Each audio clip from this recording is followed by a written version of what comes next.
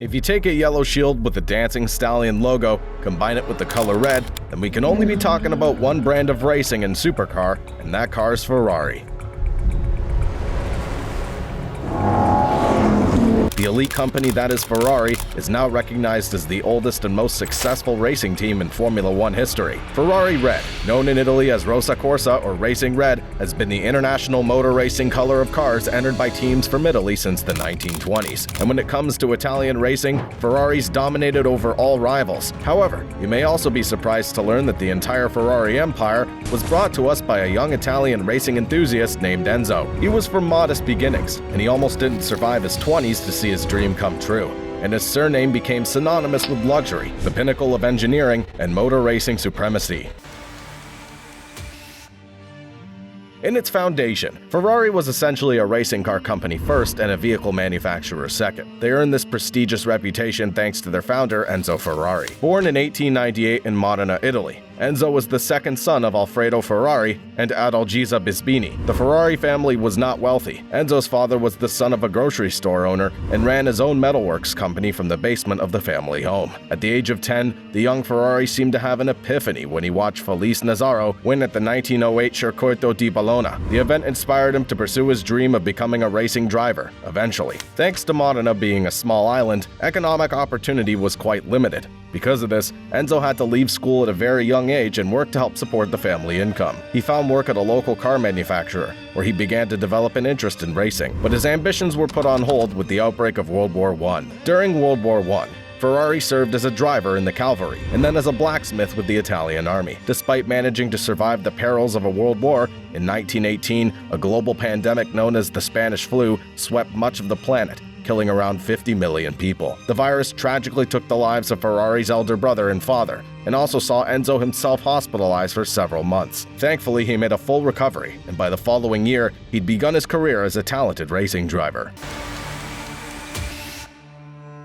Enzo Ferrari enjoyed a successful racing career that began in 1919 and ran up to the 30s. After a failed attempt at joining Fiat as a young racing driver, Enzo was initially taken on board by CMN, Costruzioni Meccanicali Nazionali. Such was his driving reputation that within 1 year, he caught the eye of the highly recognized car manufacturer Alfa Romeo. Romeo is an Italian premium car manufacturer famous for its lineup of luxury sports vehicles. Aristocrat and investor Ugo Stella founded the company in 1910. Whilst Enzo was at Romeo, he would supply not only his driving skills but also his engineering talent. Ferrari won his first Grand Prix in 1923 in Ravenna on the Savio circuit. 1924 saw his best season, with 3 wins, including Ravenna, Polesine, and Coppa Cerbo and Pescara. Despite the success, Ferrari began to have some reluctance to pursue fame and racing accolades further. Enzo was horrified by the deaths of the fellow drivers Ugo Savocci and Antonio Ascari. With the birth of his son in 1932, he retired from racing to pursue his true passion of building and designing racing cars. The dangers of the sport and a growing interest in management and engineering saw Ferrari change direction and begin the ascent in motor car racing that we know him for today. On November 16, 1929, Enzo, with the blessing of Alfa Romeo, formed Scuderia Ferrari. The word Scuderia is Italian for a stable reserved for racing horses, and is also commonly applied to Italian motor racing teams. His bosses at Romeo didn't see this as competition, but as an opportunity to compete in numerous races and preserve its reputation as a racing brand. However, Enzo Ferrari himself was now already beginning to develop a reputation as a driven and highly competitive team manager. With a tough and uncompromising personality, Ferrari was known for his demanding nature and would often push his drivers and mechanics to their limits in pursuit of victory. He was even known to set his racing drivers against each other in a psychological battle to earn the reputation as the team top achiever. Despite Enzo's reputation and years of successful relationships broke down, and Alfa Romeo and Scuderia Ferrari had a contentious breakup. On leaving the company, one of Alfa Romeo's requirements was that he not be allowed to use the name Ferrari on any of his vehicles or organizations for at least 4 years. Enzo agreed and formed Auto Avio Costruzioni. In 1940, he built his first car, the AAC Tipo 815. This was the first AAC, and the first car made by Ferrari. It was composed of mostly Fiat parts. Although this was a real Ferrari, Enzo could not name it so. However, with another world war having now broken out, any further ambitions Ferrari had were for now put firmly on hold.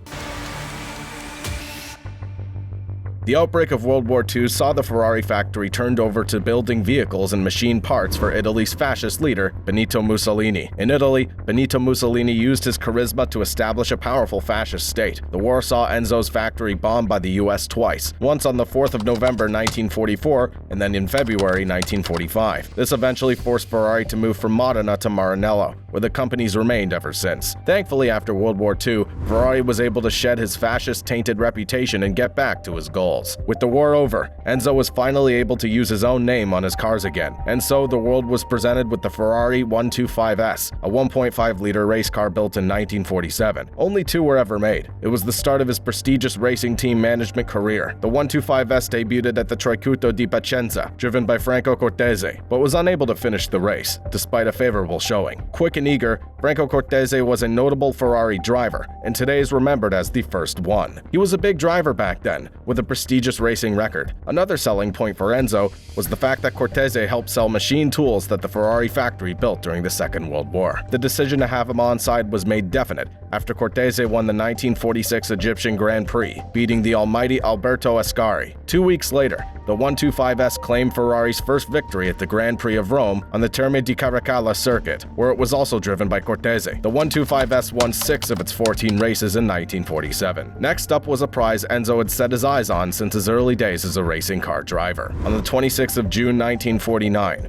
Ferrari won the 24 Hours of Le Mans, the 17th Grand Prix of Endurance. Luigi Chinetti won the race for a 3rd time in the first Ferrari Barchetta by driving 22.5 hours. The red racing car was now beginning to enter the zeitgeist of the times and the world of post-war opportunity and potential. Their next major sporting accolade arrived when Jose Froilan Gonzalez brought home the first Formula One trophy for Ferrari, winning the British Grand Prix at Silverstone in 1951. In 1948, Ferrari released its first non-racing model. Ferrari's first road cars ever produced were V12 Grand Tours. This type of car was discontinued in 1973 in favor of mid-engine 12-cylinder sports cars, later brought back in 1996 with the 550 Maranello and made ever since. These cars also come under the title of Gran Turismo models. Gran Turismo means Grand Tour in Italian. In non-automotive contexts, a Grand Tour is traditionally a cultural tour around Europe. It's fitting, then, that in the context of vehicles, a Grand Tour is a model that's meant to be comfortable and powerful over long distances. By the early 1950s, Ferrari had launched in the US. Due to their racing reputation and classical design, there was a huge demand for their vehicles. The US Ferrari market quickly rose to prominence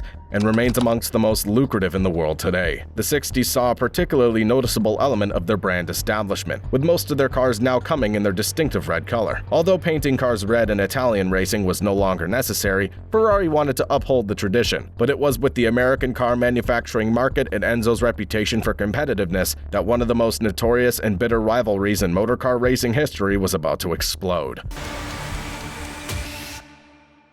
The arrival of Ferrari in America soon came to the attention of one of the country's biggest names in the industry. The Ford Motor Company at that time was being run by the grandson of its founder, Henry Ford. Seeing the competition, Henry Ford II was keen to now spread his brand's name into the world of motor racing. And so he approached Ferrari. Ford offered Enzo Ferrari $1 million in exchange for his company and all of its assets. At the time, this was an astronomical amount of money.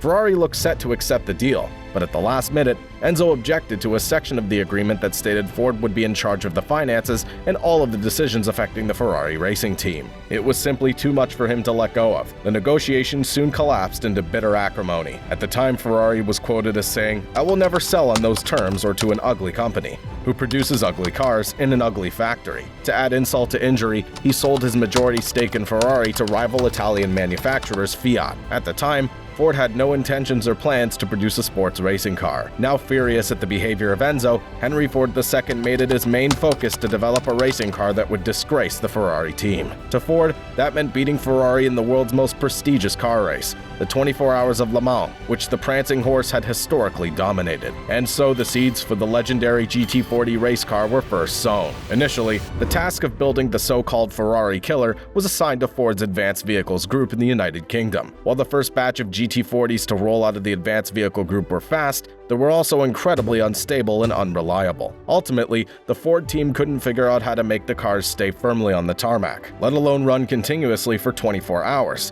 two musts for a win in Le Mans. After losing to Ferrari at Le Mans in 1964 and 1965, Ford turned to the legendary Los Angeles car designer Carroll Shelby, one of the only American drivers to ever win at Le Mans. To address reliability issues, the team used a dynamometer, a standard practice today. Putting an engine on a dyno, as it is commonly known, was revolutionary in the mid-60s. A dynamometer is a device that can measure force, power, and speed, so you could figure out how much power you need or how much you have on hand. All their hard work paid off, and the GT40 Mark II was born. Ford didn't just defeat Ferrari at Le Mans in 1966, they humiliated the Italian stallions. While Ferrari didn't even have a car that completed the race, GT40 Mark IIs captured first, second, and third places. The entire affair has now been documented by Hollywood in the movie Ford vs. Ferrari, directed by James Mangold and starring Matt Damon and Christian Bale. Finally, Enzo's drive and competitiveness got the better of him.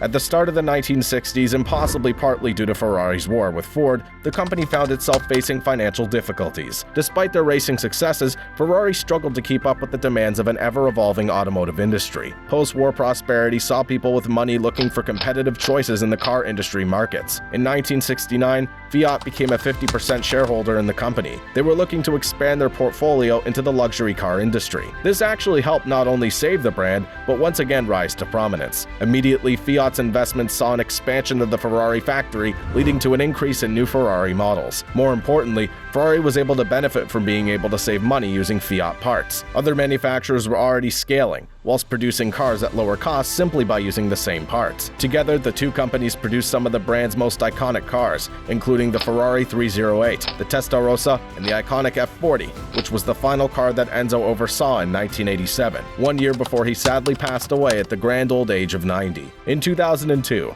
the company released the Enzo Ferrari Type F140, named after the company's founder. It was developed using Formula One technology, such as a carbon fiber body, F1-style automated shift manual transmission, and carbon fiber reinforced silicone carbide, a fitting tribute to a remarkable legacy. Enzo Ferrari was honored with a state funeral in 1988. Thousands of people attended, including many of his former drivers and colleagues. In 2015, Fiat and Ferrari separated amicably, and the name is now once again an independent brand. Over the years, Ferrari have produced some revolutionary cars both on and off the racing track. The Ferrari GTO, often referred to as Ferrari 288 GTO, is an exotic and luxurious variant of the Ferrari 308 GTB. It was produced from 1984 until 1987 in Ferrari's Maranello factory. The car is designated GT for Gran Turismo and O for Omologata. Gran Turismo Omologato in Italian means Grand Touring homologated in English. In car manufacturing, homologated means to approve a car or engine for sale in a particular market or use in a particular class of racing. In the world of racing, the Ferrari F2004 is one of the most successful cars in the sport, winning 15 out of a total of 20 races. The legendary Michael Schumacher won 13 races behind the wheel of the Ferrari F2004. The motorsport engineer and Formula One team principal developed the Ferrari F2004 based on the F2003 GA. The 365 GTB4 is often considered one of the most beloved Ferrari model of all time. Produced from 1968 to 1973, the 365 GTB4 has 4.4-liter 352 horsepower V12 engine. It gained its unofficial name, the Daytona, after the model's 1-2-3 finish at the 1967 24 Hours of Daytona race. Perhaps the most iconic old Ferrari is the Ferrari Dyno 246 GT. It was produced from 1969 to 1974. The Dyno 246 GT was and still is one of the most beloved Ferraris ever. The Ferrari car and brand have also featured heavily in cinema and television. In Magnum PI, the Ferrari 308 GTS was driven by mustachioed Thomas Magnum, private investigator as played by Tom Selleck. The red Ferrari 308 GTS that Magnum drove was borrowed from his employer, the never-seen Robin Masters. The wink to camera and fishtailing exit onto a mountain road seemed to be the epitome of Ferrari ownership back in the 80s. Perhaps one of the most famous Ferrari appearances comes in the Matthew Broderick movie Ferris Bueller's Day Off. The Ferrari 250 GT in that movie famously wrecked and crashes from a garage into a ravine.